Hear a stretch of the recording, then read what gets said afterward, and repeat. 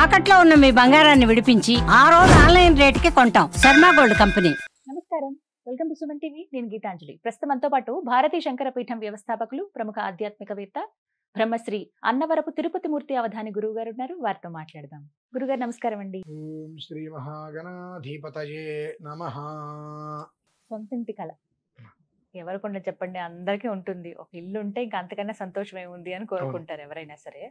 అయితే అది సొంత ఇల్లు, ఆ కళ నెరవేరాలంటే యోగం కూడా ఉండాలి వారి వారి జాతకాల్లో అని చెప్తారు. కొంతమంది ఏమో ఈ ఉగాది రాశి ఫలాలు విన్నప్పుడు, లేకపోతే వాళ్ళ గురించి జాతకం ఏమైనా తెలుసుకున్నప్పుడు, మీ జాతకంలో సొంత ఇంటి యోగం ఉందండి, గృహయోగం ఉంది అని చెప్తూ ఉంటారు. అంటే అసలు ఇవి ఏంటి గురుగారు? ఈ గృహయోగాలు అనేవి ఎలా ఏర్పడతాయి? వీటికంటూ ప్రత్యేకంగా ఏమైనా పూజలు చేయాలని కొంతమంది అడుగుతూ ఉంటారు. అసలు ఆ యోగం ఎలా ఏర్పడుతుంది? మా ప్రధానంగా స్వగృహము అనేటువంటిది అతని లగ్నాన్ని అనుసరించి, ఇప్పుడు ఎవరైతే ఉంటారో వాళ్ళకి ఒక స్వగృహం కావాలి అనుకుంటారు. మనం అనుకుంటే అయిపోదండి. ఆ యోగం మనకు ఉన్నదా లేదా, ఆ యోగం అనేటువంటిది 20% ఉందా, 40% ఉందా, ఎంత ఉంది? 65 నుంచి 70% ఉంటే మనం తీసుకోవడం తప్పులేదు. 20%, 30%, 50% ఉందంటే మనం దాని జోలికి వెళ్ళకపోవటమే శ్రేయస్కరం. అలా తెలుస్తుందా గురువు గారు జాతకం బట్టి? అందరికీ ఉంటుందా? ప్రతి ఒక్క మనిషి జీవితంలోనూ కూడా గృహయోగం ఉన్నదా లేదా, ఉంటే ఏ స్థాయి వరకు ఉన్నది అనేటువంటిది ఉంటుంది. 65-70% ఉంది అంటే మనం తీసుకుంటే తప్పులేదమ్మా, కూరుకోవచ్చు. కాదు నీకు 50% మాత్రమే నీకు అర్హత దాని మీద ఉన్నది అన్నప్పుడు నమస్కారం పెట్టి మనం పక్కకి తప్పుకోవడం శ్రేయస్కరం. ఎందువలన అనంటే, ఒక గృహం ఒక మనిషిని ఎంత నిలబెడుతుందో, ఒక గృహం మనిషిని రోడ్డు మీద కూడా తీసుకొచ్చి పడేస్తుంది. ఎందువల్లంటే అమ్మా, ఏదైనప్పటికీ కూడా ఇవాళ పులిని చూసి నక్కవాత పెట్టుకుంది అని చెప్పి, ఎవడో ఇల్లు కొన్నాడు, నాకు ఇల్లు లేదు కాబట్టి నేను వాళ్ళ ఇల్లు కొనుక్కోవాలి అని తాపత్రయపడి మన దగ్గర 10 లక్షల రూపాయలు ఉంటే 60 లక్షల రూపాయలు అప్పు చేసి మనం ఏం చేస్తున్నాం? ఇల్లు కొంటున్నాం. వాడి మీద కక్ష తీర్చుకోవడం కోసం మనం ఇల్లు కొంటున్నాం. నెలకి 60,000 రూపాయలు ఈఎంఐ ఎవరు కడుతున్నాడు? మనమే కట్టుకోవాలి. ఆ డబల్ బెడ్రూమ్ ఫ్లాట్ లో ఉంటూ నెలకి 60,000 రూపాయలు ఈఎంఐ కడుతున్నాం. నెలకి 30,000 రూపాయలు పెట్టుకుంటే సిటీకి కొంచెం పక్కకి వెళ్తే డూప్లెక్స్ విల్లా వస్తుందిగా, లగ్జరీగా బ్రతకచ్చుగా, 30,000 దాచుకోవచ్చుగా. నెలకి 60,000 ఈఎంఐ కట్టే బదులు 30,000 నెలలు దాచుకోవచ్చు. అంటే నెలకి సుమారుగా 3,60,000 రూపాయలు, 3,90,000 రూపాయలు నువ్వు దాచుకుని పడిపోతున్నావు. అది పక్కన పెట్టేసేసి వాడు అన్నాడు, వీడి బంధువులు వీడికి ఏం లేదు, సొంత ఇల్లు కూడా లేదు అన్నాడు. వాడి మీద కక్ష కోసం నేను సొంత ఇల్లు కొనాలంటే పాతాళానికి దిగిపోయింది ఎవరు? ఇవి ఎక్కడ వస్తాయి? 20%, 30%, 40%, 50% అలా ఉన్నప్పుడు అహంకారానికో, ఆధిపత్యానికో, గొప్పదనానికో పోయి చేస్తారు వీళ్ళు. కొంతమందికి ఎంత ప్రయత్నించినా కట్టలేరండి వాళ్ళ జీవితంలో. అదే అంటున్నానమ్మా, ఇదేనా కారణం? ఈ ఆధిపత్యం కోసం. అంటే నువ్వు అన్నావు, ఓకే, నిన్ను నేను ఎందుకు పట్టించుకోవాలి? రేపొద్దున ఒక నెల మనం ఈఎంఐ కట్టకపోతే వాడు వచ్చి డబ్బులు ఇవ్వడుగా, అసలు ఇస్తాడా? నువ్వు ఇల్లు కొనలేదు అని చెప్పి నేను అన్నాడు, నువ్వు కొనడానికి 1,00,000 రూపాయలు అయితే ఫ్రీగా ఇవ్వడుగా. ఒక నెల ఈఎంఐ అయితే కట్టడుగా, రేపొద్దు నువ్వు కట్టలేకపోతే మళ్ళీ నవ్వేది వాడేగా. ఎప్పుడైతే అవతల వాడు గురించి నువ్వు ప్రయత్నం మొదలు పెట్టావో నువ్వు జీవితంలో ఎదగలేవు. ఈ గృహం అనేటువంటిది మొదటి 50% కూడా ఎదుటి మనిషి ఒక విధానాన్ని అనుసరించి నడుస్తుందమ్మా. స్వతహాగా వాడికి ఉన్న ప్రయత్నం చేద్దాం, ఇంకో 2 ఏళ్ళు కొందామని ఆలోచిస్తాడు. ఎప్పుడైతే ఎదుటి మనిషి అంటాడో 50-50 ఛాన్సెస్, అయితే అవుతుంది, ఏదో లేదు ప్రయత్నం చేసేద్దామంటాడు. వాడి దౌర్భాగ్యం, వాడి కర్మ వాడికి ఇల్లు వస్తుందండి. ఇల్లు వస్తుంది. ఇల్లు వచ్చిన దగ్గర వాడి కష్టాలు మొదలవుతాయి. సుఖంగా ఉండలేడు. సంపాదన ఎంతో తెలియదు. నెల తిరిగి ఈఎంఐ కట్టాలి. 10 సంవత్సరాలు, 11 సంవత్సరాలు, 20 సంవత్సరాలు ఈఎంఐ కట్టినా అది నీ సొంత ఇల్లు కాదుగా. 24 సంవత్సరాలు పెట్టావు, 20 సంవత్సరాలు పూర్తిగా కట్టి అక్కడ 4 నెలలు నువ్వు కట్టకపోతే నీకు నోటీస్ ఇస్తున్నాడు. నీళ్లు కాదు అట్లా. అది దానికి నువ్వు రెంటింట్లో ఉంటే నీకు నచ్చినట్టుగా ఓ సంవత్సరం ఇక్కడ ఉంటావు, నచ్చదు ఇంకో చోటకి వెళ్తావు, 10 ఇల్లులు మారుతావు, లగ్జరీగా ఉంటావుగా, నువ్వు నీకు నచ్చినట్టుగా ఉండగలుగుతున్నావు. కానీ ఇదే డబల్ బెడ్రూమ్ ఇంట్లో నీకు సంబంధం లేదు, నువ్వు ఏం చేయలేవు, నీ సొంతంగా నువ్వు అమ్మలేవు, ఈఎంఐ కట్టకుండా ఉండలేవు. ఈఎంఐ కట్టకపోతే వాడు రేపొద్దున వచ్చి ఏం చేస్తారో తెలియదు. ఇన్ని బాధలన్నీ కూడా మనిషిని పిప్పి చేస్తాయి. అందుకనే అతని జాతకంలో 50% ఉంది అంటే ఆయన ఇంటి జోలికి వెళ్ళొద్దు అని చెప్తారు. చెప్పాలి, చెప్పరండి. నీకు స్వగృహ యోగం ముందు కొనేసే బ్రహ్మాండం అంటారు. అయ్యో ఎందుకు ఇబ్బంది పడతారు. వద్దు అంటే వాడికి నా మీద కోపం వస్తుంది. నిజమే. అది కూడా స్వగృహం యోగం ముందు ఎందుకు వద్దంటున్నారు మీరు అని. చిన్న మీకు ఎగ్జాంపుల్ చెప్తా. నేను మొన్న విన్నా, నా సొంతదేం కాదు ఇది. ఒక రాజుగారి దగ్గరికి ఒక ఆస్ట్రాలజర్ వెళ్ళారు. ఆ రాజుగారు జాతకం చూసి నా జాతకం నా పిల్లల జాతకం ఎలా ఉందండి అన్నారు. చాలా అద్భుతం మహారాజా, కాకపోతే మీ అంత దురదృష్టవంతులు ఎవరూ లేరు అంటారు. అదేంటంటే మీకన్నా 10 సంవత్సరాల ముందు మీ పిల్లలు చనిపోతారని చెప్పి చెప్తాడు. నాలాంటి వాడు మీకన్నా 10 ఏళ్ళ ముందు మీ పిల్లలు చనిపోతారు అని చెప్తాడు. నా పిల్లలు చనిపోతారు నాకో చెప్తావు, నువ్వు జైల్లో పడేని తీసుకెళ్ళి అంటారు. ఇంకొక ఆస్ట్రాలజర్ వస్తారు. చెప్పంగానే అది చూసి మీరు చాలా గొప్పవాళ్ళు మహారాజా, మీ పిల్లల కన్నా మీరు 10 ఏళ్ళు ఎక్కువ బ్రతుకుతారంటారు. చెప్పే విధానం. ఈ రెండో విధానం నాకు చేత కాదు. నేనేమంటాను, కర్మ ప్రార్థన బాగాలేదు, ఉంటే ఉంటారు, ఇది ఈ రకంగా ఇది పోతారని నేను చెప్పేస్తాను. లౌక్యం అనేటువంటిది అక్కడ నాకు అవగాహన లేదు. రెండో వ్యక్తిని చెప్పి మీ పిల్లల కన్నా మీరు 10 ఏళ్ళు ఎక్కువ బ్రతుకుతారు అంటే ఏ బ్రహ్మాండం, எனக்கு నగలేంట్రా మెల్లో. అలా ఉందండి వాతావరణం. అంటే కాస్త వాళ్ళు ధనంలోనూ పేరు ప్రతిష్టలోనూ పెద్దవాళ్ళు అన్నప్పుడు వాళ్ళు ఇగ్గు హట్టేదాకా మాట్లాడితే మాకు ప్రమాదాలు వస్తాయి. కాబట్టి బ్రహ్మాండంగా ఉందండి, ఇల్లు కొనేసుకోండి. పోతే నువ్వేక పోయేది, ఈ నేను ఇల్లు కొనొద్దు అంటే నన్ను 100 ప్రశ్నలు వేస్తావు. ఆ 100 ప్రశ్నలకి నా మీద నీకు నీ మీద నాకు కోపాలు వస్తాయి. చెప్పింది నువ్వు విను అని నేనంట, ఇల్లు కొనొద్దంట. ఎందుకని అంటారు, ఎందుకని నీకు అనవసరం, వద్దు ఇబ్బందులు పడతావు, కాదు కొంటే నీ కర్మ అనుభవించని నేనంట. అతనికి ఇగో హట్ అవుతుంది. నేను నీ దగ్గర డబ్బులు కట్టి జాతకం చెప్పించుకోవడానికి వస్తే నన్ను ఇల్లు కొనద్దంటావా, నాకు వెనకాల ఇంత ఉంది అంతుంది వస్తుంది. దాన్ని నేనేం చేస్తా, అక్కడ 50-50 ఉంది. 50-50 ఎప్పుడైతే ఉందో అసలు కొనకూడదు. 40% ఉంది అంటే భగవంతుడు అనుగ్రహించవచ్చేమో అని మీరు ముందుకే ఇచ్చు. 50-50 అంటే ఖచ్చితంగా అది నీ వశం కాదు అని మనం తెలుసుకోవాలి. అది హాస్పిటల్లో ఒక మనిషి ఉన్నప్పుడు అంటే ఒక 40% బ్రతకచ్చు, 60% బ్రతకలేము అని అంటే ఓకే, ఏదైనా ఒక ప్రయత్నం చేద్దాం. 50-50 ఛాన్సెస్ అంటే వీళ్ళు కూడా ఉంటారు, ఎందుకు వచ్చింది ఏం జరుగుతుందో తెలియదు, ఏదైతే అవుతుందో అని అంటారు. 50-50 ఛాన్సెస్ ఎప్పుడైతే అంటామో అవతల ఎప్పుడు రాదండి, గుర్తుపెట్టుకోవాలి. రెండో 10 కలవడం ఎప్పటికీ జరగదు. అది మనం గమనించుకోవాలి. నీ జీవితానికి తొలిమెట్టు నువ్వు ఎక్కుతున్నావా దిగుతున్నావా పాతాళానికి, అదే నీకు ప్రారంభం. కాబట్టి జాతకంలోనే చెప్పిస్తుందండి, అది నీకు ఉన్నదా లేదా, నువ్వు పొందగలవా పొందలేవా, సాధించుకోగలవా సాధించుకోలేవా అని అది తెలుసుకోవాలి ముందు. 2, నా దగ్గర డబ్బు ఉంది కాబట్టి నేను కొనేస్తాను, అప్పులు పెట్టేస్తాను, అప్పు చేయి. 50 లక్షలు నీ దగ్గర ఉంటే 15 లక్షలు అప్పు చేసి ఇల్లు కొను. ఆడుతూ పడుతూ నెలకి ఇంటి రెంట్ కట్టినట్టుగా నువ్వు కట్టుకుంటావు, హాయిగా పెద్ద సమస్యగా అది కట్టేసుకుంటావు.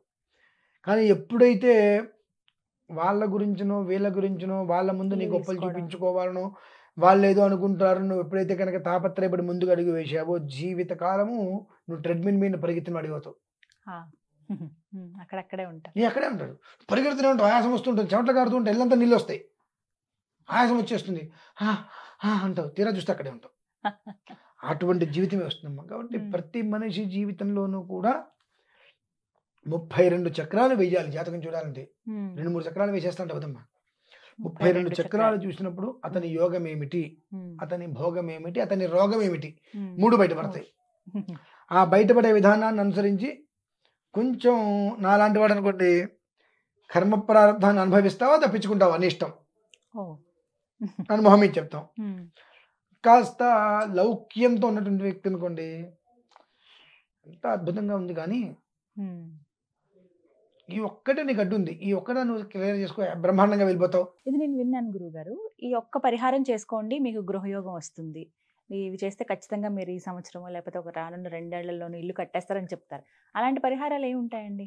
ఉంటాయమ్మా. అయితే 32 చక్రాలు వేసినప్పుడు కానీ ఆ పరిహారం ఏంటి బయటపడదు. అలా ఉట్టిగా చెప్పడానికి లేదు. చెప్పడానికి ఏముంది, 100 చెప్తాం, అవి 5 కూడా అవ్వండి. 32 చక్రాలు వేసినప్పుడు ఆ 32 చక్రాలు బలం ఎంత ఉంది, అతనికి స్వగృహం ఇచ్చేటువంటి గ్రహం ఏంటి అనేటువంటి ఆ గ్రహం ఏ ఏ చక్రంలో ఏ స్థానంలో ఉంది, ఎంత అంటే అతనికి బలం ఎంత ఉంది, ఆ బలం ఇలానే తెలుసుకోవాలి మనం.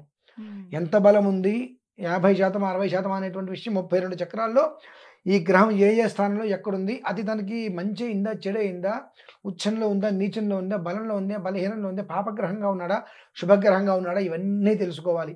వీటిలన్నిటిని తీసుకొని లగ్నానికి, అతని నక్షత్రానికి, అతని రాశికి, అతని నక్షత్రానికి మిత్రుత్వమా శత్రుత్వమా, దీని ప్రభావం ఎంత ఉంది అంత వస్తే తప్పితే అతను ఇల్లు కొంటాడా కొన్న ఇంట్లో ఉంటాడా అనేటువంటి విషయాన్ని మనం చెప్పకూడదమ్మా. ఎందువల్లంటే ఏం పర్లా ఈ చిన్న పరిహారం చేసుకోకునే అంటే పరిహారం చేసుకుంటాడు కొంటాడు, తర్వాత నష్టపోయేది ఎవరమ్మా? ఆ వ్యక్తి. నేనైతే చాలా మందికి ఇచ్చిన సజెషన్ ఏంటంటే, అప్పు చేసి ఇల్లు కొంటే నువ్వు నీ భార్య, మీ అమ్మగారు నాన్నగారు, మీ అత్తగారు మామగారు, ఇంకో 7వ మనిషిని పిలవద్దని చెప్తా. 7వ మనిషిని పిలవద్దని చెప్తా. ఎందువలన ఖచ్చితంగా 7వాడు ఏడ్చేవాడే అవుతాడు. అంటే నీ కుటుంబ సభ్యుల్లో నీ అత్తగారింటి వైపు నీ పుట్టింటి వైపు హాయి ఇచ్చి ఇంకా ఇంకొక మనిషిని పిలిస్తే వాడు ఏడ్చేవాడే అవుతాడు. నిన్నటి వరకు ఒకలా ఉండి వాడు వీడి ఇల్లు కొనేసాడే, ఆ ఇంటికి వచ్చిన నుంచి ఏదో కష్టపడి ఇల్లు కొన్నాడు పాపం అని చెప్పి 4 మెతుకులు తిని చేయగలుగుతాను. అది ఎట్లా ఉంది, ఓ బ్రహ్మాండంగా కట్టాడే, నిన్న మొన్నటి వరకు ఏదో సాదా సీదాగా ఉన్నాడు, వాళ్ళ ఇంటి ఇల్లు కట్టాడు, ఎంతమందిని ముంచాడో, ఇక మొదలు ఏడుపు. వాడు ఆ ఇంట్లో కడుపుండి అన్నం తెలియదమ్మా. ఎవరిని పర్వతం చెప్తా, నీకు సొంత ఇల్లు లేదు, 100 మంది ఉంది అనుకుంటారు, నీకు నష్టం నీకు తెలుసుగా నీకు సొంత ఇల్లు ఉందని. ఎవడో మెప్పు నువ్వు ఎందుకు పొందాలి? ఎప్పుడైతే పక్కవాడ మెప్పు పొందాలని అనుకుంటున్నావో అన్నిట్లో నువ్వు కూడా పాతాలని వెళ్ళిపోతున్నావు. కాబట్టి ప్రతిదీ కూడా ఇలానే ఉంటుంది. సొంత ఇల్లు కావాలి అనుకోవడమే ముందు తప్పు. సొంత ఇల్లు నాకు కావాలి అనుకోవడం శుద్ధ తప్పు. ఎందువలన మన సంపాదన ఎంత, మనకు వచ్చే ఆదాయం ఎంత, మన ఖర్చులు ఎంత, మనం ఎంత మిగులుస్తున్నాం, ఇవన్నీ చూసుకోకుండా సొంత ఇల్లు కావాలి కావాలి కావాలి కావాలి అనేసి 100 రకాల ఆశలు పెట్టుకుని దానికోసం 10 రకాల అప్పులు చేసి 11 రోజులు లోన్ తీసుకొని 10 రకాల అప్పులు తీర్చలేకుండా లోన్ తీర్చలేకుండా ఇవాళ ఇల్లు కొంటే నాకు 50 లక్షలు, ఒక సంవత్సరం అయితే ₹1 కోటి వస్తుంది కాబట్టి అప్పుడు ఇల్లు నేను అమ్ముకొని అప్పులు తీరుస్తాను.